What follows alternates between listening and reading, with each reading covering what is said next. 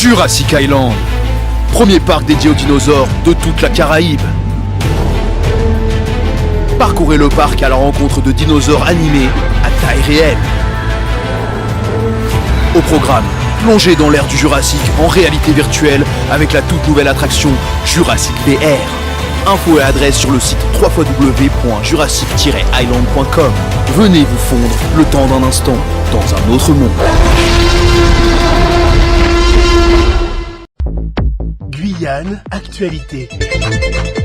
Nous sommes on vient de terminer une conférence de presse avec la FEDOM et c'est Alexandre Briand qui est vice-président justement de la FEDOM, opérateur minier également, qui va répondre à nos questions. Alors tout d'abord, bonjour. Bonjour. Merci beaucoup d'être en direct avec nous sur Radio Pays. Alors première question, est-ce que vous constatez une forte augmentation des agressions et des braquages en forêt ?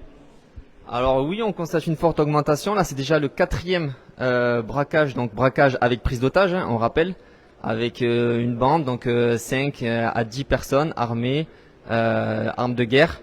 Donc c'est déjà le 4e braquage depuis le début de l'année 2024.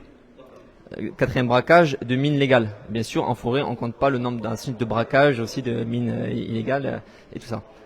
Alors, quelles sont les raisons de ces braquages ? La raison principale, c'est l'augmentation du cours de l'or. Hein. On est passé de 55 en début d'année à là maintenant on avoisine les 70 € le gramme.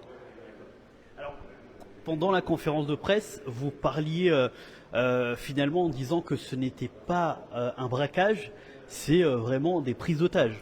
Bien sûr, c'est prise d'otage avec séquestration. Donc on oblige les employés à faire les levées d'or, donc à travailler, à nettoyer l'or. Et donc c'est des braquages, prises d'otages qui durent 2, 3, 4, 5 heures. C'est très long et c'est très traumatisant pour les équipes. Alors, comment vous faites pour sécuriser vos sites ? Vous faites appel à des agents de sécurité ? Vous êtes en contact avec les forces de l'ordre ? Oui, on est toujours en contact avec les forces de l'ordre. Là, typiquement pour le dernier braquage, ils ont été prévenus. Il y a une réaction qui arrive un peu postérieure, hein, mais il y a une réaction quand même. Ensuite, nous, pour vraiment prévenir des braquages, c'est très compliqué. Il faudrait qu'on soit au moins aussi armés que les braqueurs, donc c'est-à-dire au moins avoir des armes de guerre et être aussi nombreux qu'eux, chose qu'on n'a pas le droit de faire ici en France. Où est-ce que ça se passe ? Est-ce que c'est partout en Guyane ou il y a des secteurs précis ?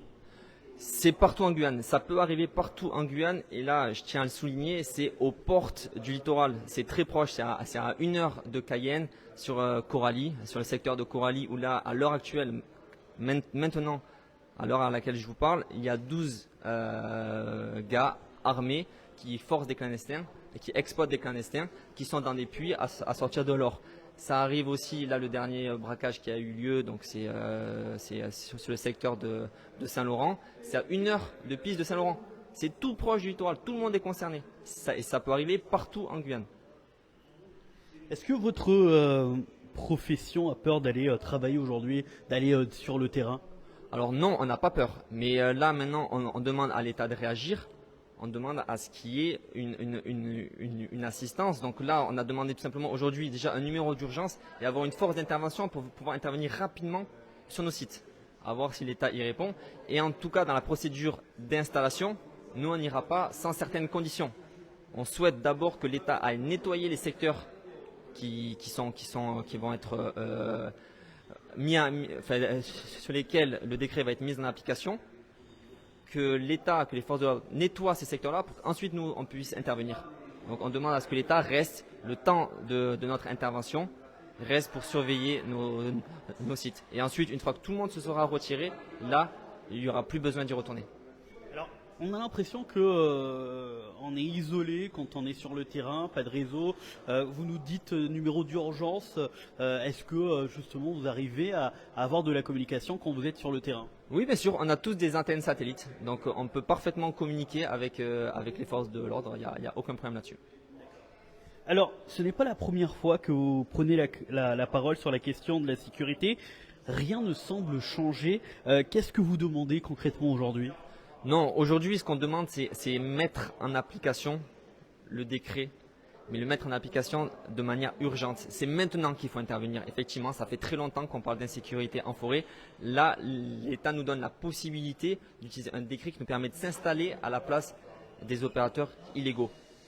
Il faut que l'État, de manière urgente, utilise ce décret-là pour dégager les clandestins et mettre des sociétés légales qui participent à l'économie guyanaise, qui ont des techniques de restauration, de replantation, qui sont les plus poussées au monde, pour occuper ces sites.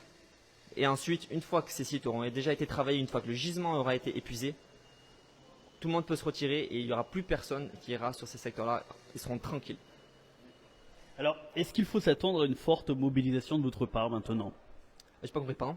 Est-ce qu'il faut s'attendre à une forte mobilisation de votre part maintenant? Ah ben oui, effectivement. Nous, on va faire pression là sur le préfet pour avoir des actions dans un très court terme. Et aussi, on va adresser une lettre au ministère de l'Intérieur pour lui faire part de l'insécurité qu'on ressent en Guyane à l'heure actuelle. Alors, le président était là, il a justement touché 2 mots sur leur page illégale. Est-ce que ce qu'il a dit vous satisfait éventuellement ou vous rassure? Nous rassure, non, nous satisfait, on va dire globalement, parce que c'est un petit peu la direction qu'on voulait que ça prenne. Mais maintenant, on attend vraiment des actes forts et rapides surtout. On peut pas continuer, on peut pas laisser nos employés travailler sur site et se faire braquer chaque mois. C'est pas possible, c'est trop de pression. Et un jour, ça va dégénérer. On va tous avoir des vies humaines sur la conscience. Dernière question, lors de la conférence de presse, vous disiez, votre équipe et vous, que il y a tous les jours des morts que l'on déploie pas, que l'on ne parle pas, parce que généralement ça se fait dans les sites clandestins, donc ils sont enterrés, les corps sont enterrés là-bas, on n'en a pas écho visiblement. Comment faire justement pour essayer de vraiment alerter que ça devient très dangereux? Effectivement, on en compte environ 2 par semaine, c'est énorme, qui ne sont pas recensés en Guyane, donc c'est absolument énorme. Et ouais, il doit y avoir une grosse prise de conscience des citoyens guyanais sur ce danger qui est en forêt. Il faut que l'État intervienne parce que l'intérieur de la Guyane devient un territoire hors de contrôle. Outremernews.fr, le site de l'actualité outre-mer, 24 heures sur 24 et 7 jours sur 7.